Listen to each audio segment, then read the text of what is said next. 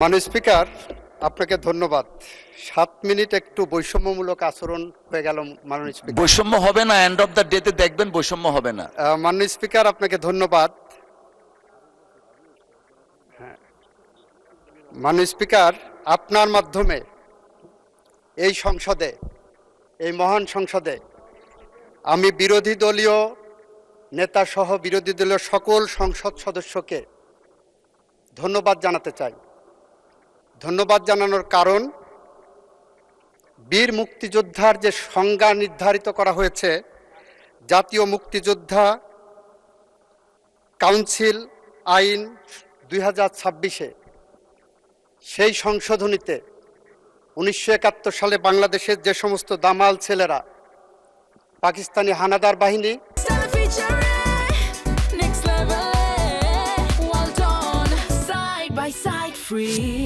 এবং তাদের এদেশীয় দোসর তৎকালীন মুসলিম লীগ, তৎকালীন জামাতে ইসলামী, তৎকালীন নেজাম ইসলামী এবং আলবদর আল-শামস বাহিনী রাজাকারদের বিরুদ্ধে যারা সংগ্রাম করেছিলেন, তাদেরকে বীর মুক্তিযোদ্ধা হিসেবে যে আইন এই সংসদে পাশ হয়েছে, সে আইনে জামাতে ইসলাম বিরোধিতা করেননি কার্যত, এবং সে আইনে এনসিপির পক্ষ থেকে লিখিতভাবে অনুসমর্থন জানানো হয়েছে। এই কারণে তাদেরকে ধন্যবাদ জানাচ্ছি মাননীয় speaker. By operation of law and interpretation, তাহলে এটা ইস্টাবলিশড হয়ে গেল যে 1971 সালে বাংলাদেশের স্বাধীনতা যুদ্ধে কারা বিরোধিতা করেছিলেন, কারা খুন, গুম, ধর্ষণের সাথে জড়িত ছিলেন, যারা বাংলাদেশের অগণিত অসংখ্য মানুষের জীবন কেড়ে নেওয়ার সাথে জড়িত ছিলেন। মাননীয় স্পিকার, আমরা যারা আজকে এই সংসদে দাঁড়িয়েছি, আজ থেকে প্রায় 2 বছর আগে আমাদের এবং ওনাদের জায়গা এক ছিল। আমরা নির্যাতিতদের পক্ষে ছিলাম। এই বাংলাদেশ 2 ভাগে বিভক্ত ছিল। এক ভাগে ছিল ফ্যাসিস্টরা, গুটি কয়েক লুটেরা, গুটি কয়েক খুনি, আর একদিকে ছিলাম আমরা সবাই, ওনারা এবং আমরা। সেখানে আপনিও ছিলেন মাননীয় স্পিকার।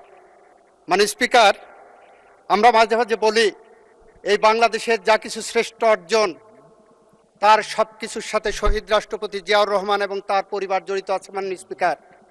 মাননীয় স্পিকার, আমরা বলি জুলাই গণ অভ্যুত্থানের মধ্য দিয়ে অর্জিত এই বাংলাদেশে যে সংসদ গঠিত হয়েছে, এই সংসদ আগামী দিনে একটি বাংলাদেশ গড়তে চায়, যে বাংলাদেশ 71-এর মুক্তিযুদ্ধের চেতনার মধ্য দিয়ে অর্জিত এই বাংলাদেশে আমরা যাতে 90-এর গণ অভ্যুত্থান এবং 24-এর গণ অভ্যুত্থানকে ধারণ করে, চেতনাকে ধারণ করে আমরা এগিয়ে যেতে পারি। মাননীয় স্পিকার, মাননীয় স্পিকার, আমরা বিশ্বের দেশে দেশে দেখেছি বিপ্লব ঘটেছে, ফরাসি বিপ্লব ঘটেছে, জুলাই বসন্ত এসেছে, আরব বসন্ত এসেছে, অরেঞ্জ বসন্ত এসেছে।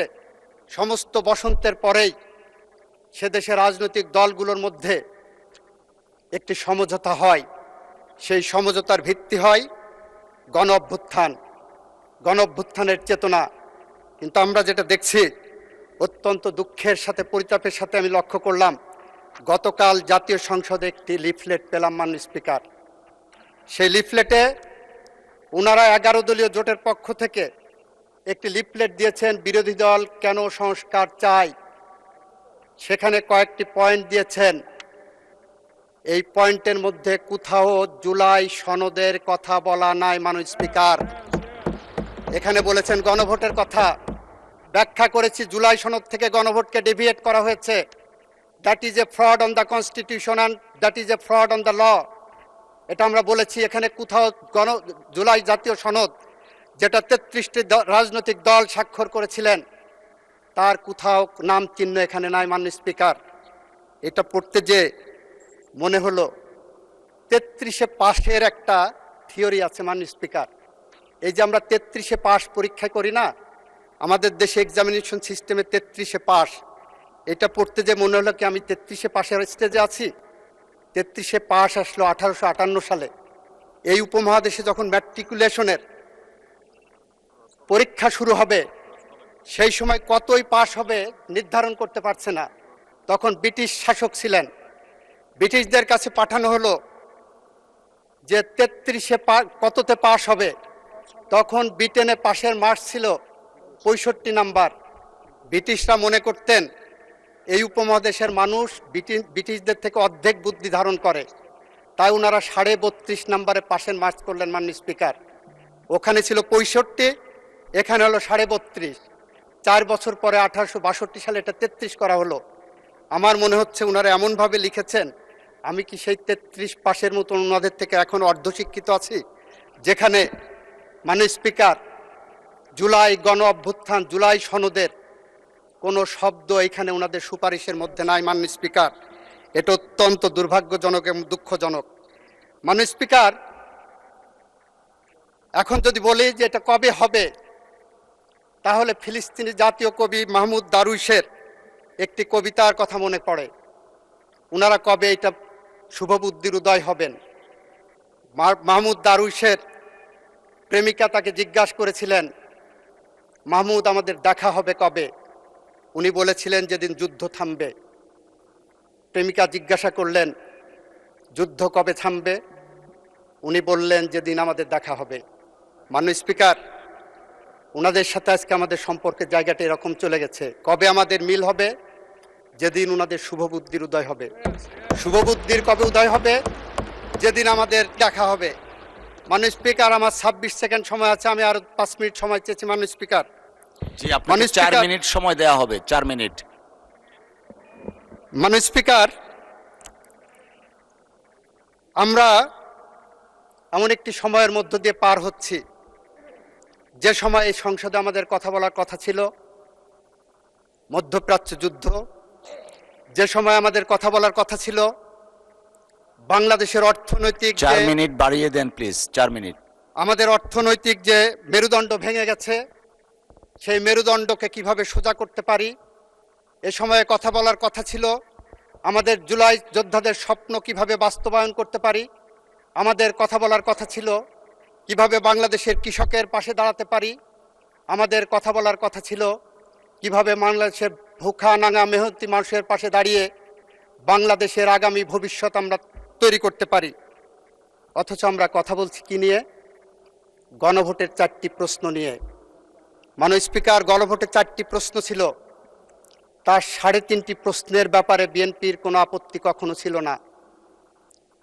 বাকি অর্ধেক যে প্রশ্নটা, সে আধা প্রশ্নটা হলো আধা প্রেম আধা প্রতারণা। আধা প্রেম কিরকম দেখাচ্ছেন? আমরা জুলাই সনদ বাস্তবায়ন করতে চাচ্ছি, এটা জুলাই সনদের অংশ। আধা প্রতারণা হলো জুলাই সনদের মধ্যে বলা আছে ওই প্রশ্নটা কখনোই প্রাসঙ্গিক হবে না, বিএনপির জন্য অ্যাপ্লিকেবল হবে না। বিএনপির জন্য অ্যাপ্লিকেবল হবে তার নোট অফ ডিসেন্ট। আমরা সেই কারণে বলছি, ভাইরা আমার, আমরা নির্বাচনের মাঠে, মাননীয় সংসদ সদস্য আই স্ট্যান্ড কারেক্টেড। মাননীয় স্পিকার, আমি দুঃখ প্রকাশ করছি, নির্বাচনের মাঠে আমাদের নিজস্ব এজেন্ডা ছিল। নির্বাচনের মাঠে যখন মা বোনের কাছে ভোট চাইতে গেছি, তখন শুনেছি বেহেশতের টিকিট নাকি কেউ বিক্রি করেছেন। মাননীয় স্পিকার, আমি নিজে কানে শুনেছি, আই এম দ্য উইটনেস। দ্বিতীয়ত, আপনাদেরটা শুনবো। মাননীয় স্পিকার, আপনার মাধ্যমে বলতে চাচ্ছি, যদি ভুয়া হয়ে থাকে, প্লিজ আপনারা কথা বলবেন না। যদি ভুয়া হয়ে থাকে মাননীয় স্পিকার, তাহলে ধন্যবাদ জানাচ্ছি। তাহলে জাতির কাছে যারা বলেছিলেন ধানের শীষা দাঁড়িপাল্লায় আসলে বেহেশতের টিকিট পাওয়া যাবে, তাহলে আজকে তারা স্বীকার করছেন তারা বেহেশতের টিকিটের ধারক নহে। মাননীয় স্পিকার, আমাদের আজকে কথা বলার কথা ছিল ফ্যামিলি কার্ড নিয়ে, কিভাবে আরো বেশি পরিশীলিতভাবে ফ্যামিলি কার্ড 4 কোটি মানুষের কাছে পৌঁছে দেওয়া যায়। ওনাদের উচ্চারণ করার কথা ছিল ফ্যামিলি কার্ডের বিরুদ্ধে কোনো অনিয়ম হচ্ছে কিনা, কোনো দলীয়করণ হচ্ছে কিনা, কোনো দুর্নীতি হচ্ছে কিনা, সেই মর্মে কোনো আলোচনা নাই। মাননীয় স্পিকার, কৃষক কার্ড নিয়ে, কৃষকের ভাগ্য নিয়ে কোনো আলোচনা নাই। মাননীয় স্পিকার, ইমামদের জন্য ভাতা চালু করা হয়েছে, আমাদের মাননীয় প্রধানমন্ত্রী করেছেন, সেই মর্মে কোনো আলোচনা নাই। মাননীয় স্পিকার, ধন্যবাদ নাই। আমি ধন্যবাদ জানাতে চাই মাননীয় বিরোধী দলের মাধ্যমে ওনাদের সংসদ সদস্যদেরকে। এই সংসদ মাঝে মাঝে নির্জীব হয়ে গিয়েছিল, মাঝে মাঝে অনাহুত কারণে, উইদাউট এনি রিজনেবল গ্রাউন্ড ওনারা বয়কট করেছেন, উত্তেজনা সৃষ্টি করেছেন। এখনও যেমন উত্তেজনা সৃষ্টি করলেন, এতটুকু যদি না থাকে, প্রেমের কি স্বাদ বলো যদি কাটা না থাকে। আমরা সেই কারণে মাননীয় স্পিকার বলছি, আসেন বাংলাদেশকে গড়ি, আসেন শহীদ রাষ্ট্রপতি জিয়াউর রহমানের আদর্শে গড়া যে বাংলাদেশ। আপনাদেরকে ধন্যবাদ জানাই, অনেকে শহীদ রাষ্ট্রপতি জিয়াউর রহমানের আদর্শের কথা বলেছেন, খালেদা জিয়ার কথা বলেছেন। আসেন সেই স্বপ্নের সিঁড়ি বেয়ে হেঁটে চলি। যদি আমরা ব্যর্থ হই, তাহলে কবি হেলাল হাফিজের ভাষায় আমরা উত্তর পুরুষের ভীরুকা পুরুষের উপমা হয়ে থাকব। নিশ্চয়ই আপনারা সেটা চান না, আমরা তো চাই না। আসেন সেই পথ ধরে হাঁটি।